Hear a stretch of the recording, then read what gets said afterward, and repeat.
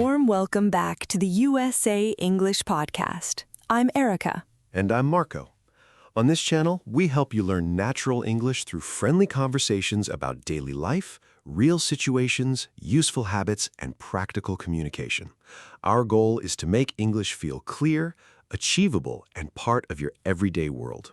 We want you to understand real conversations and use English with more confidence.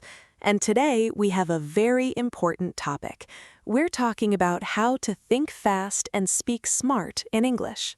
This topic is very useful because many learners understand English, but when it's time to answer quickly, they freeze. They know words, they know grammar, but in a real conversation, their mind suddenly becomes empty. Yes, that happens to so many people. Someone asks a simple question like, "What do you do on weekends?" And suddenly the learner forgets every word in the English language. Exactly. So today, we're going to talk about how to respond faster, organize your thoughts, use simple, smart phrases, and stay calm when you speak. We'll also share easy techniques, real examples, common mistakes, and helpful sentence patterns that you can use right away. If you enjoy our lessons, please like this video and subscribe to the channel, and click the little bell so you won't miss our next lesson. All right, let's get started. Marco, how are you feeling today? I'm doing well, thank you. I'm a little tired, but I feel focused. I had a busy morning, and I'm happy because I finished everything on my list. How about you? I'm good too, but I'm a little slow today. Slow? Why? Because last night I told myself I would sleep early, then I watched one short video. Only one?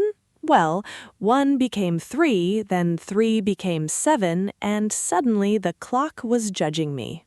That sounds very familiar to a lot of people. Yes, this morning I made coffee, sat down, and stared at the wall for a full minute. A full minute? Yes, my brain needed time to join the meeting. That is a very honest answer. Thank you. What did you do this weekend? This weekend, I met one of my old classmates. We had lunch together, and she told me she feels frustrated in English conversations. Really? What was the problem? She said, "I know what I want to say, but I need too much time. By the time I find the words, the conversation moves on." That is such a common problem. Yes, so we practiced together. I asked her some easy questions, and we worked on short, quick answers. Interesting. My weekend had a similar moment. I spoke with my cousin, and he said the same thing. He told me, "I'm not bad at English, but I'm too slow." Exactly. Many learners think the problem is intelligence, but often the problem is speed, pressure, and lack of speaking patterns. Speaking of speed, pressure, and answering quickly, today's topic is perfect. Yes, today we're talking about how to think fast and speak smart in English. Okay, Marco, let's start with a simple question. What does think fast, speak smart mean to you?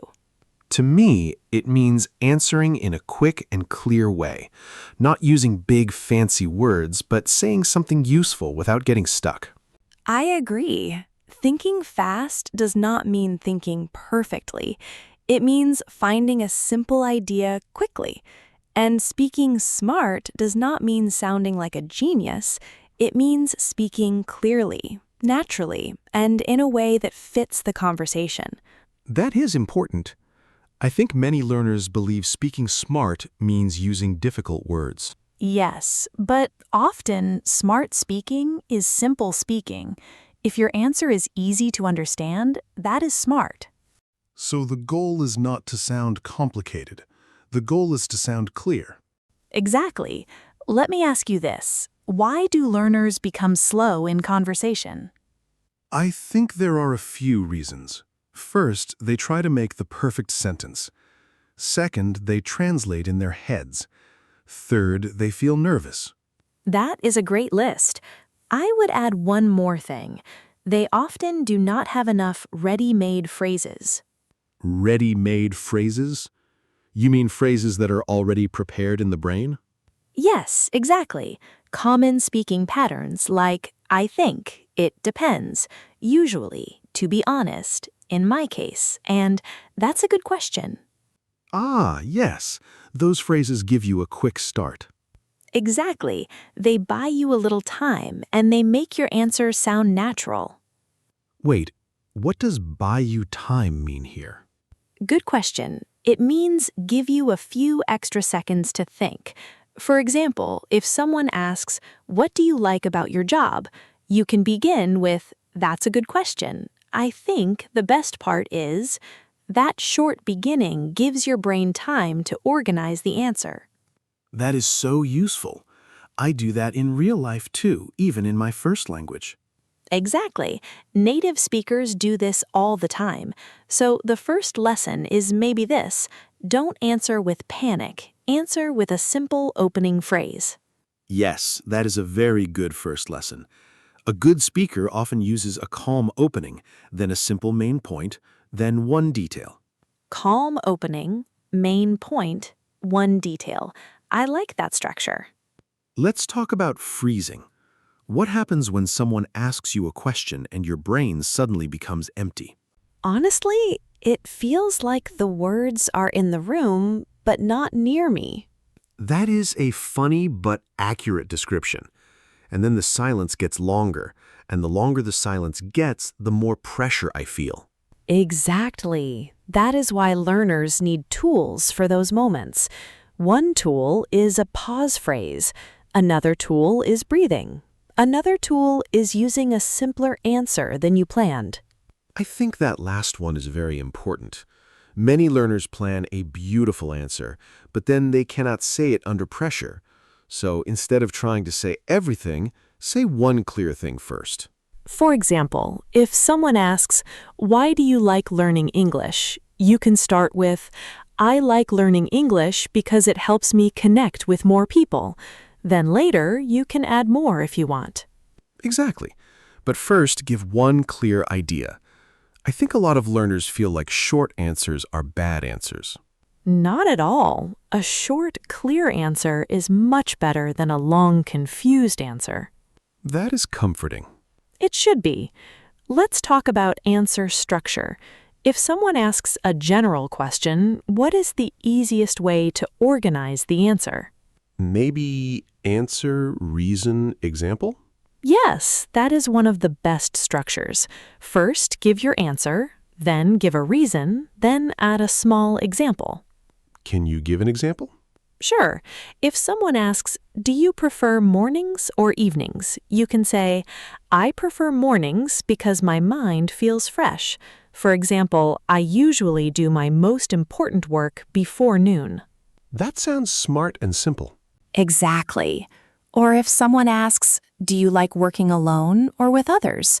you can say, "I usually prefer working with others because I enjoy sharing ideas." For example, group work helps me stay motivated. So this answer pattern works for many questions. Yes, very many. Answer, reason, example is powerful. Wait, what does powerful mean here? It means very useful and effective, something that works well. Got it. So a powerful answer is not a fancy answer. It is an answer that works well. Exactly. Let's talk about speed. How can someone think faster in English? There are a few ways. First, stop translating every sentence. Second, practice common topics many times. Third, use chunks instead of building every sentence word by word. Fourth, keep your answers simple. Let's go one by one. Stop translating. That sounds easy, but it is hard. It is hard, yes. But learners can reduce translation slowly.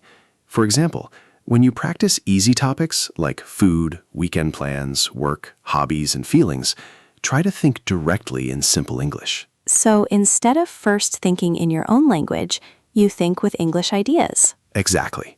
Not perfect English, just direct English. I think that becomes easier with familiar topics. Yes, very much.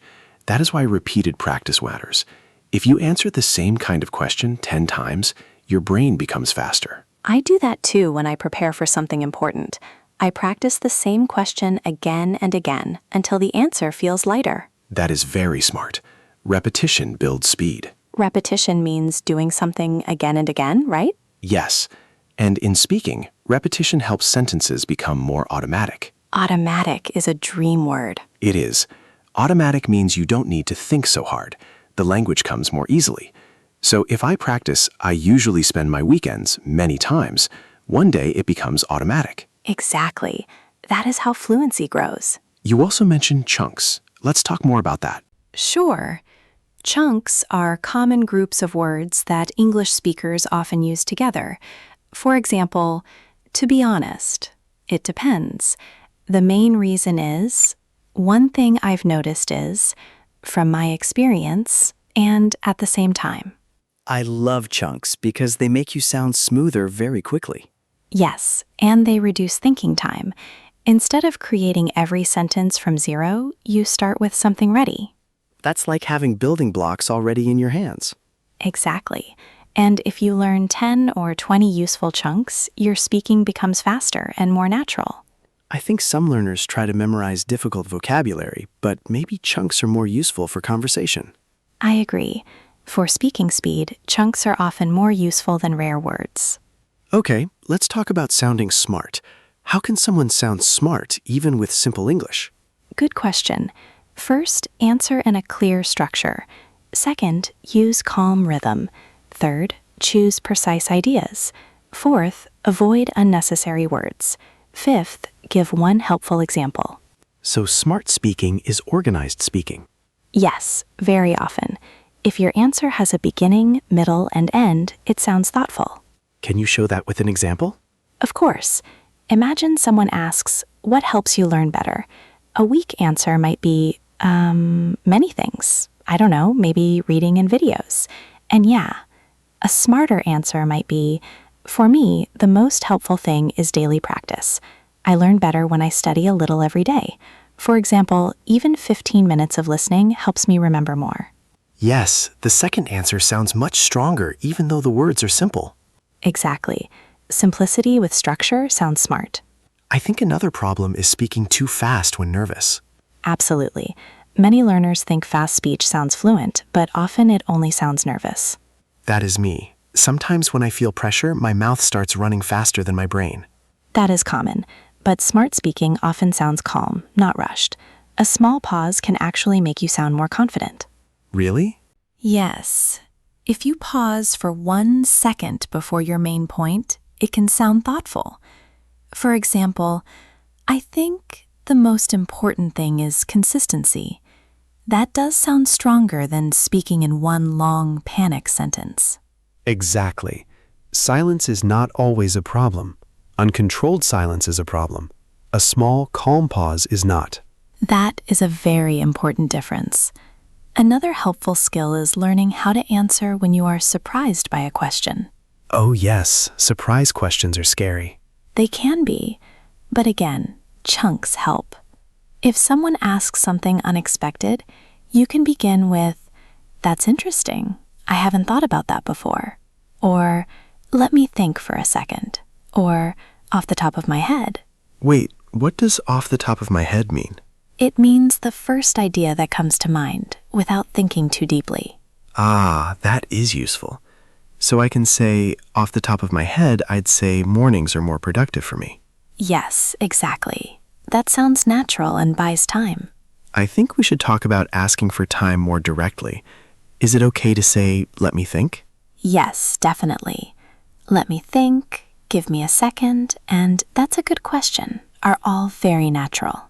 That makes me feel better because some learners think they must answer immediately. No, not at all. Real conversations allow a little thinking time. What if you really do not understand the question? Then smart speaking means asking for clarification, not pretending. You can say, "Sorry, could you repeat that?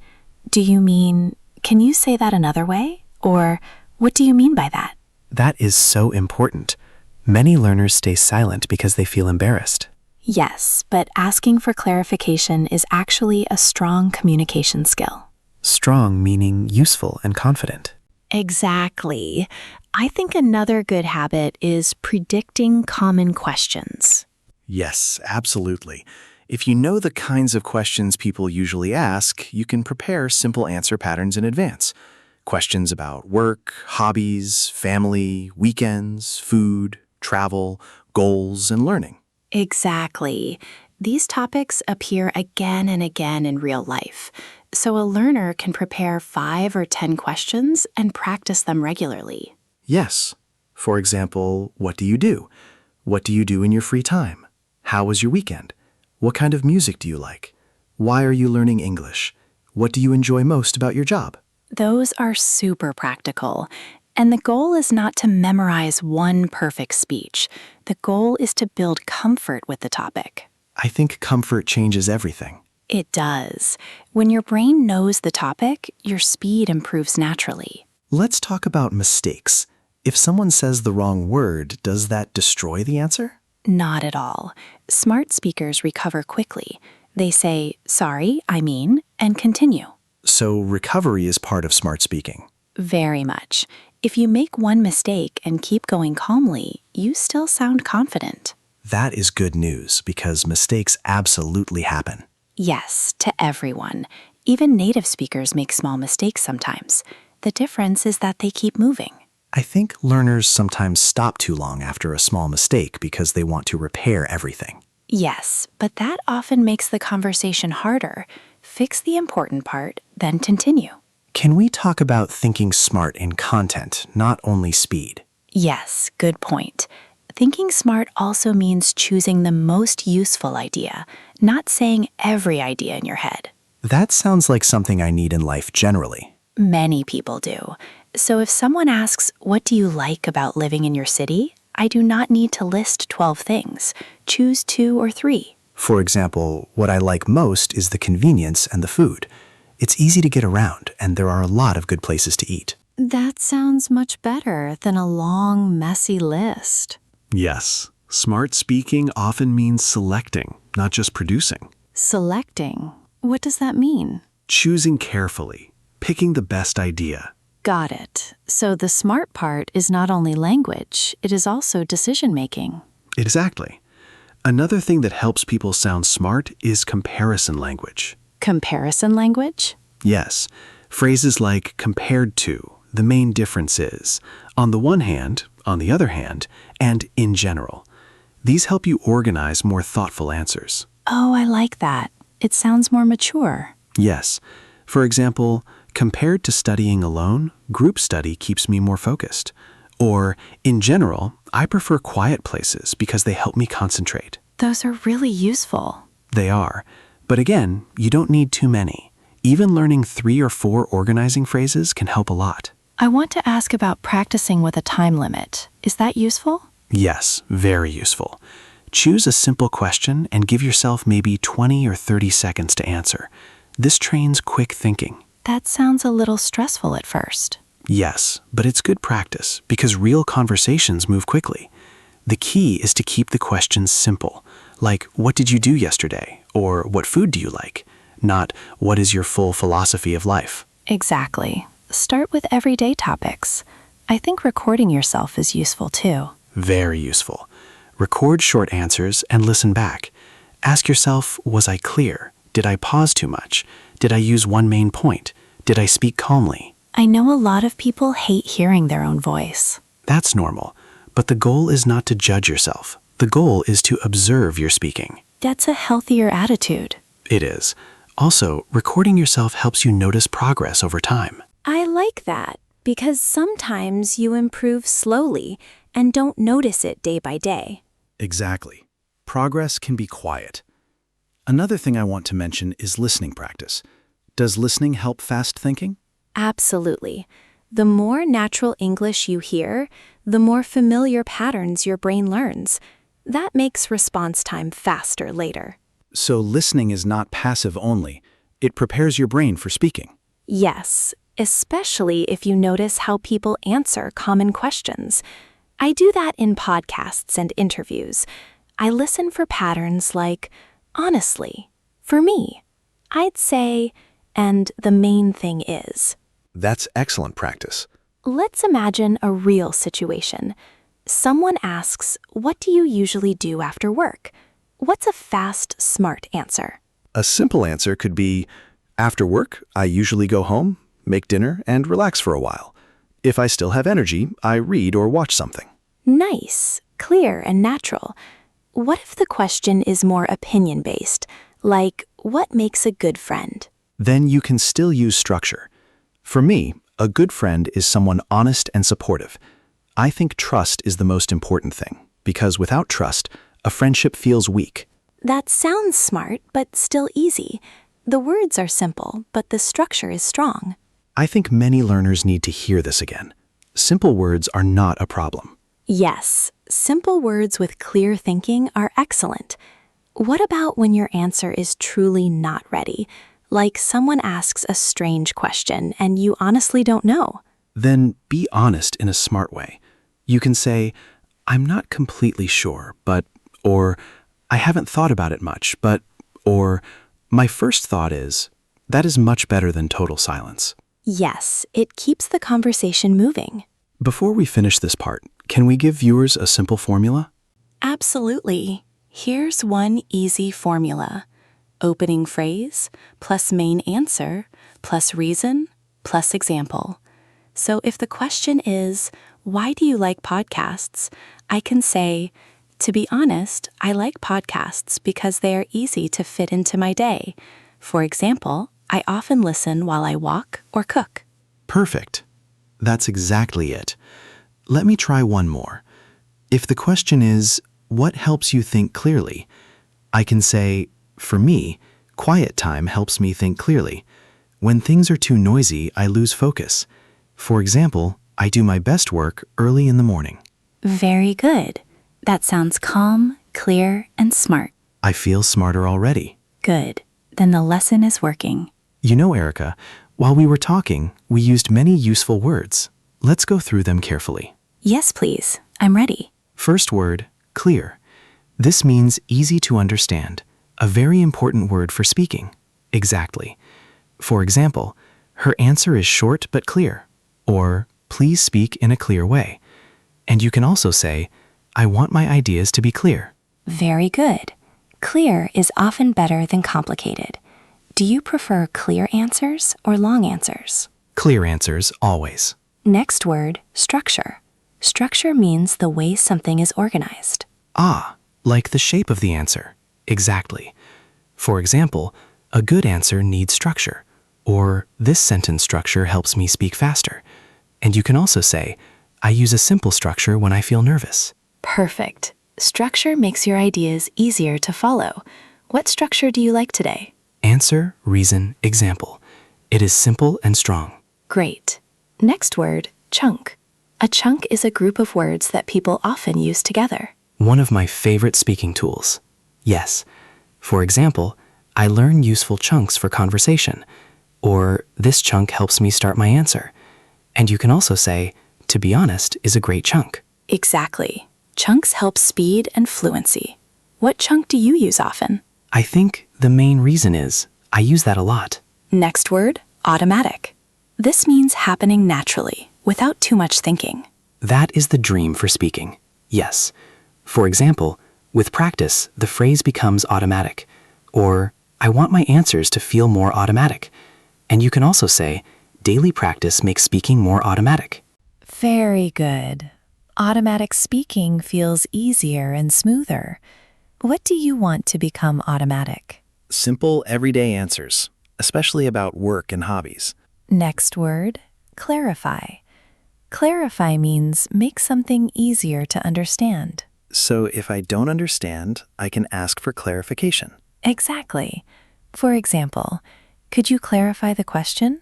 Or, I want to clarify what I mean. And you can also say, she asked me to clarify my answer. Perfect. Asking for clarification is smart, not weak. When do you usually need clarification? When someone speaks too fast or uses unfamiliar words. Next word, select. Select means choose carefully. Ah, we talked about selecting the best idea. Exactly. For example, select one main point, or he selected the most useful example. And you can also say, I try to select simple words under pressure. Very good. Selection helps answers sound smarter. Do you naturally select well? Sometimes. Other times I say too much. That is honest. Next word, confident. Confident means feeling sure enough to act or speak. A word every learner wants. Yes. For example, she sounds more confident now, or a calm pause makes you sound confident. And you can also say, I want to feel more confident in conversations. Exactly. Confidence often grows from preparation and practice. What makes you feel more confident? Familiar topics and simple sentence patterns. Next word, recover. In today's lesson, recover means return smoothly after a mistake or problem. Very useful in real conversation. Yes. For example, he made a mistake but recovered quickly. Or good speakers know how to recover. And you can also say, I'm learning to recover instead of stopping. Perfect. Recovery is a major speaking skill. What helps you recover? Saying, sorry, I mean, and then continuing. Excellent. Next word, pressure. Pressure means the feeling of stress or being pushed to perform well. Another very real word for learners, definitely. For example, I speak worse under pressure, or too much pressure slows thinking. And you can also say, I need to stay calm under pressure. Very good. Pressure is normal, but practice helps reduce it. What kind of pressure affects you most? When I feel I must answer immediately. Last word, fluency. Fluency means the ability to speak smoothly and easily. The famous goal word. Yes. For example, fluency grows with repetition. Or she wants better fluency in daily conversation. And you can also say, chunks help build fluency. Exactly. Fluency is not perfection. It is smooth, natural communication. What helps fluency most in your opinion? Repetition in real speaking practice. Great answer. Let's review the vocabulary list. Clear, easy to understand. Structure, the way something is organized. Chunk, a common group of words. Automatic, natural without much thinking. Clarify, make something easier to understand. Select, choose carefully. Confident, sure enough to speak or act. Recover, return smoothly after a mistake. Pressure, stress to perform well. Fluency, smooth, natural speaking ability. That is a very useful list for anyone who wants to speak better and faster. Okay, Marco, that was a lot of talking about thinking fast and speaking smart. Yes, it was. I feel like we just gave my brain a training session. I think we did. Let's think about what we learned. First, we learned that thinking fast does not mean thinking perfectly. It means finding one clear idea quickly and saying it in a simple way. Then we talked about why learners become slow. We mentioned perfectionism, translating too much, nervousness, and not having enough ready-made phrases. After that, we learned several tools. We talked about opening phrases like, that's a good question, structures like answer, reason, example, and chunks like to be honest and it depends. Then we discussed speaking smart. We said smart speaking is often simple speaking with good structure, calm speed, and clear examples. Next, we talked about difficult moments. We learned how to ask for clarification, how to recover after mistakes, and how to use simple language under pressure. Finally, we talked about practice. We said learners should repeat common topics, record short answers, listen for natural patterns, and practice with short time limits. Exactly. So if you want to improve this skill, remember this order. Use a calm opening, give one main idea, explain the reason, and add one example. Yes, that makes your answer clear, smart, and easy to follow. And the most important message is this: you do not need difficult English to sound smart. You need simple English, clear thinking, and regular practice. That is the heart of today's lesson. Now we want to hear from you. This is our favorite part. Yes, because your comments help us understand your learning journey. Our question of the day is, what is one thing that helps you think faster or speak more clearly in English? My answer is simple. One thing that helps me is using answer patterns, like answer, reason, example. It keeps my ideas organized. That's a great answer. My answer is that useful chunks help me most. Phrases like I think and for example give me a quick and calm start. See, we have different answers, and that's okay. Exactly. So, viewers, we want to know about you. Do chunks help you? Does repetition help you? Do you practice by recording yourself? Or do you use simple sentence patterns? You can write a simple answer like, using short phrases helps me speak faster because I don't need to think too much. Or, practice with common questions helps me think faster in conversation. Or, I speak more clearly when I slow down and use simple English. Please tell us in the comments. Write, one thing that helps me think fast or speak smart is blank, because blank. Or write a longer answer. When I speak English, my biggest problem is blank. One thing that helps me is blank. I think this works because blank. It helps us make better videos, and it also helps you practice writing in English. So please leave a comment. We really want to hear from you. We hope this lesson helps you feel more ready to think clearly and speak more naturally in English. If you enjoy this video, give this video a big thumbs up. Click the subscribe button and the little bell. That way, you won't forget to join us for our next lesson. You are all great students, and we are proud of your effort. Keep practicing. Remember, fast thinking and smart speaking do not come from pressure. They come from simple patterns, calm practice, and daily use. Yes, start simple, stay clear, and trust your progress. We'll see you again very soon. Have a wonderful day, evening, and night. Goodbye. Bye, everyone.